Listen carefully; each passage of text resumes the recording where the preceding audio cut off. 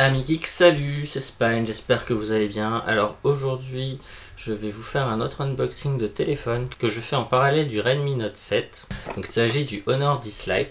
Donc j'ai décidé d'en tester deux pour les comparer. Il n'y aura donc pas deux vidéos pour chaque téléphone, il y en aura donc deux pour chaque, plus une comparative, où je vais essayer de comparer les deux. N'hésitez pas à me mettre vos questions en commentaire pour que j'y réponde dans la prochaine vidéo. J'ai aussi fait cette vidéo pour tester des appareils à moins de 200 €, guider les gens qui voudraient s'acheter un téléphone qui leur coûterait pas trop cher mais qui soit quand même sympa. C'est pour ça que j'ai opté pour deux modèles de même prix. Ça reste des prix accessibles. Je voulais tester un moins cher, le Honor 8A, mais impossible de le trouver, il était en rupture de stock partout parce qu'il était en promo partout. Sinon c'était beaucoup plus en dessous et là je pense que c'était même pas intéressant de le tester.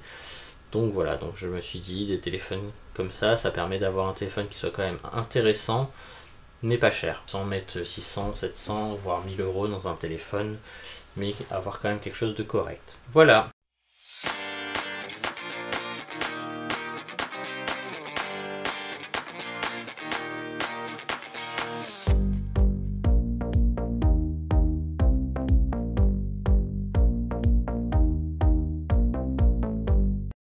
Pourquoi le Honor 10 Lite? Tout simplement parce qu'en fait lui je l'ai acheté en magasin directement, donc il était en promo à moins de 200 €, donc le même prix que le Redmi Note 7, et à la base il coûte et aussi le même prix que le modèle que j'ai pris. Donc c'est vraiment l'occasion de faire un test sur deux téléphones de même gamme, de même prix, comme ça en plus, sachant qu'il y en a un que vous trouverez plutôt en ligne et l'autre plutôt en magasin pour en fonction de vos besoins. Si vous avez besoin de changer tout de suite et qu'il faut que vous alliez en magasin en acheter un parce que vous avez cassé votre ancien téléphone ou je ne sais quoi, au moins vous aurez celui-là. Donc il s'agit du Honor 10 Lite, qui est un téléphone de Honor, une marque qui est affiliée à Huawei. Apparemment il ressemble beaucoup au P Smart de Huawei, au P Smart 2019. C'est un téléphone donc dual SIM 4G. Il est sous Android 9 avec EMUI 9. Il gère 4 bandes de fréquence 4G, 2100, 800, 1800 et 2600 compatibles en France. Il a un écran de 6,2 pouces de 2340 x 1080, ce qui correspond à de la Full HD+. Il a un processeur e-Silicon Kirin 710, donc un processeur de Huawei Honor qui est 8 cœurs, et un GPU Mali G51 MP4. Il a 3 Go de RAM, 64 Go d'espace de stockage et une batterie de 3400 mAh. Ensuite il a deux appareils photo à l'arrière de 13 mégapixels, ce qui me paraît peu mais bon on verra, et à l'avant de 24 mégapixels. Les deux appareils photo gèrent le 1080p et la HDR, peuvent filmer en 30 fps. Il est dual SIM plus un slot micro SD qui est, alors faut que je vérifie parce que sur les tests c'est marqué qu'il est pas, qu'on ne peut pas avoir deux SIM plus une carte SD, sauf que dans la notice, a priori si. Il a une encoche en haut, comme ça se fait beaucoup en ce moment. La face avant est presque complètement remplie par l'écran. Il a le gyroscope, il a le NFC et il a un capteur d'empreinte. Donc je l'ai pris en bleu. Il existe en bleu saphir, il existe en bleu gris. Donc ils appellent ça, je sais plus comment ça s'appelle, ils appellent ça Sky Blue je crois en anglais. Et il existe je crois en rouge ou en noir. Je vais l'ouvrir et on va enfin voir à quoi il ressemble. Nous avons le téléphone. Nous avons une petite pochette avec donc l'extracteur de carte SIM, une coque, ce qui fait écho avec ma présentation, enfin mon unboxing du Redmi Note. Donc lui aussi il a une coque fournie avec, c'est une coque silicone, donc ça, ce qui est bien c'est que ça va protéger le téléphone. Et notice, l'adaptateur secteur et le câble. Alors pour le coup, lui, il n'est pas USB type C, ce qui est vraiment dommage. Donc il est toujours micro USB. On va voir si dans les faits, ça fait qu'il se recharge plus lentement ou quoi. À voir. Bon, sachant qu'il a une plus petite batterie déjà de base. Comme d'hab, on a des autocollants. Le design est très sympa. Donc en bleu, hop, j'enlève les autocollants. Donc il est vraiment très beau.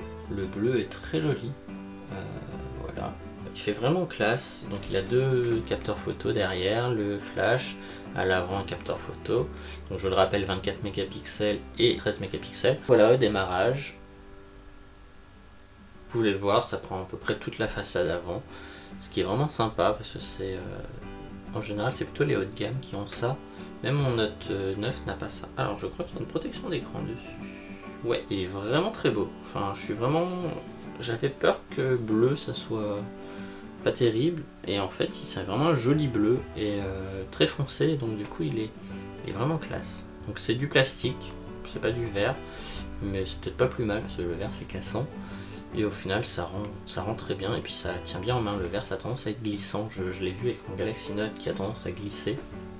Là non, bon, par contre il est très loin de démarrer. Pour info sur le téléphone en lui-même, donc on a le chariot de la carte SIM, enfin des cartes SIM et sûrement de la carte SD, le capteur d'empreinte au dos, les deux capteurs photo, le flash et à l'avant le capteur photo en haut dans l'encoche. Je vous cache pas que c'est mon premier téléphone avec encoche, enfin avec le Redmi, donc c'est aussi pour ça que je voulais les tester parce que j'ai jamais testé de téléphone avec encoche. J'ai pas spécialement d'avis dessus, selon les encoches je trouve pas ça forcément moche ni beau. Qu'on a une prise jack pour info, on va le configurer. Ah, il ne charge pas le 5 GHz. Ah, ça c'est déjà un point négatif. Après il tient bien en main, il glisse pas. Il a l'air d'avoir le NFC, je vois qu'il y a la petite icône NFC en haut. Déjà ouais, premier point négatif, il a pas le 5 GHz en Wi-Fi. C'est quand même un défaut que je trouve assez important parce que c'est quand même pratique de l'avoir, le 5 GHz c'est plus stable. Et voilà, donc j'ai configuré. Donc voilà, donc l'interface est très colorée. Il n'y a pas l'air d'y avoir de tiroir d'application, un peu à la manière du Redmi Note. Ça reste la surcouche de Huawei Honor. Faut voir un peu, donc les icônes sont pas forcément très belles. Après c'est une question de goût. On a un menu sur le dessus, comme sur donc ça c'est propre à Android. À gauche on a le volet OK Google, donc ça ils ont pas mis de leur propre truc a priori. On a le menu multitâche, le menu retour. Et voilà, donc après à tester. Voilà le menu paramètres. Menu paramètres assez classique, assez basique.